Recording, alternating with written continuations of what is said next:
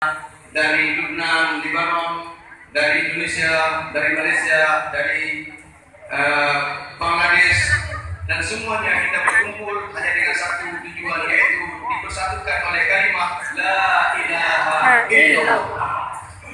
Allah Azza wa Jalla qala li rasulih wa ma arsalnaka illa rahmatan lil alamin. Di awal surah Al-Fatihah yaqul alhamdulillahi rabbil maliziin rabbil indonesiin la rabbil arab alhamdulillahi rabbil alamin.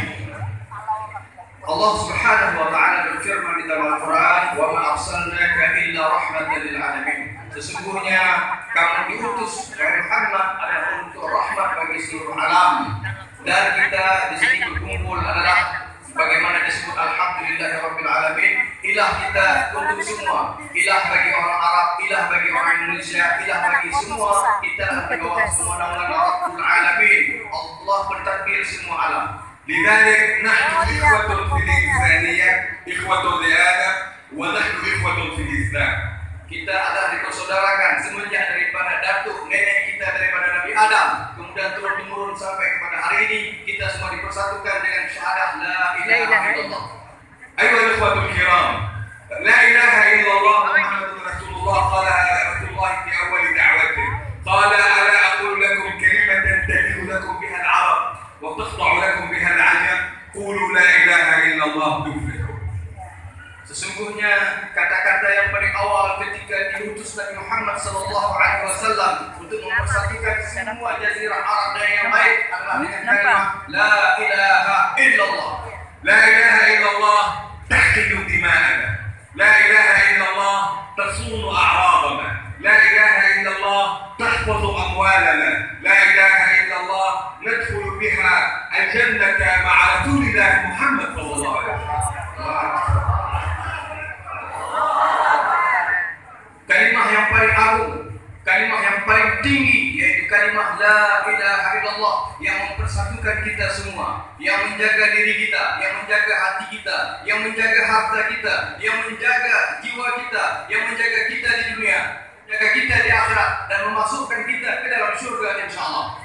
Lidzalik, عندما نطرح مشروع لا إله إلا الله حتى لا يبقى فقير في العالم فليعبدوا رب هذا البيت الذي أطعمهم من جوع وآمنهم من خوف. عندما نطرح كلمة لا إله إلا الله حتى لا يبقى مظلوم، حتى لا يبقى مستضعف، حتى لا يبقى جائع، حتى نعيش على هذه الكرة الأرضية كلنا تواتية كأسنان المشط بلا إله إلا الله. Sesungguhnya siapa di antara kita hamba Allah umat Nabi Muhammad sallallahu alaihi wasallam yang benar-benar menanam kalimah syahadah la ilaha illallah dengan sepenuh hati dan jiwa, sesungguhnya dia akan mendapati kehidupan di atas dunia tidak pernah akan sesungguhnya dia tidak akan pernah rasa takut, dia senantiasa akan menjadi aman dan tenang sebagaimana yang disebutkan tadi.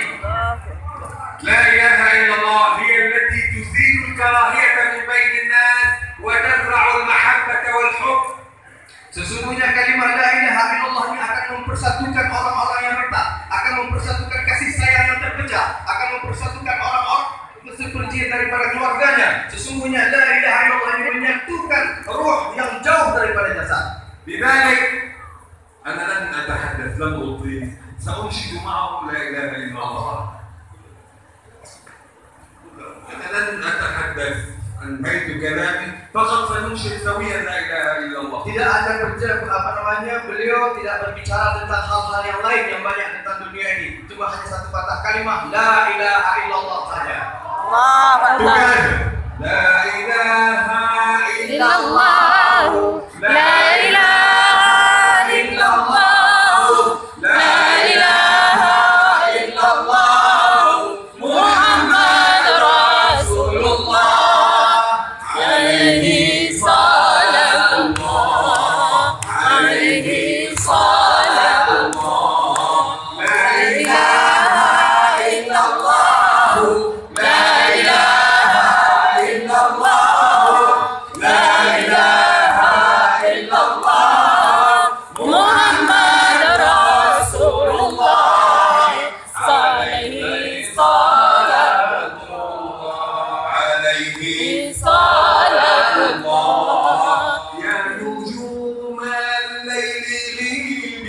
واترك الكون ظلام واترك الكون ظلام ودعينا في محاريب المناجاة قيام بالمناجاة قيام لا إله إلا الله لا إله إلا الله محمد رسول الله عليه صلاة الله عليه صلاة الله قالت أقمار الديالي قل لأرباب الغرام قل لأرباب الغرام كل من يعشق محمد بأمان وسلام بأمان وسلام لا إله إلا الله لا إله إلا الله لا إله إلا الله محمد رسول الله عليه صلاة الله وحبيبي وجنتاه وردتان كالدهان ودموع العين تجري مثلها الطال الغمام مثلها الطال الغمام